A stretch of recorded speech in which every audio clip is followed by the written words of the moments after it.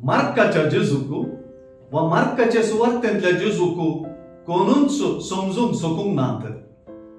ताका समजूंचे दिशेन येदोळ पर्यंत मार्काचे सुवार्थेंत सर पात्रधारांनी उच्चारलेली उतरां आनी दिल्ल्यो प्रतिक्रिया अधुऱ्यो, अपूर्ण, असंपूर्ण। ताचे शिस सहित ताची अस्मिताय वळखूंक वा समजूंक शकले ना। मार्काचे सुवार्थेंत अचर्यांक लागून लोक जेजू फाटल्यान चमकलो, हारी हारिणी तो गेलो, पूण जेजूची अस्मिताय वळखूंक सोलवलो। आज आमी आयकूंची लांब सुवार्ता जेजूचे अस्मितायेचे खरें उगडापण। आयची ही लांब सुवार्ताच जेजूच्या कष्ट मरणाची काणी।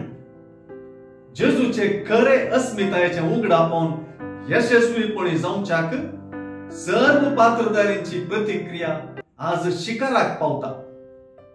एकडच्यान जुदेव मुखेली संपूर्ण नकारात्मक प्रतिक्रिया दिताना जेजूचे शिस जेजूक सोडून पळतात, जेजूक धरतात, ताची तणकी जाता। लोक जेजूक कुर्साय म्हूण बोबाडतात।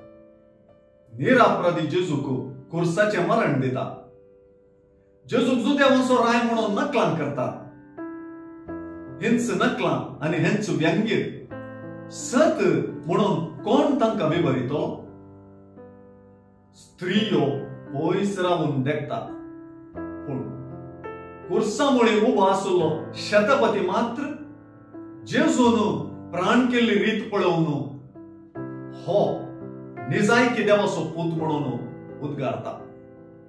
हिस्स जावंक पावता जेजूचे अस्मितायेची परम घडी, जेजूचे काणयेची परम घडी, जेजूची अस्मिताय उगडलेली घडी। जेजूची अस्मिताय संपूर्ण तरान उगडापी जावचीच कुर्सार। कुर्सातावन जेजूक विंगड करून ताका समजून केल्ले प्रयत्न भोव अधुरे, अपूर्ण आनी असंपूर्ण।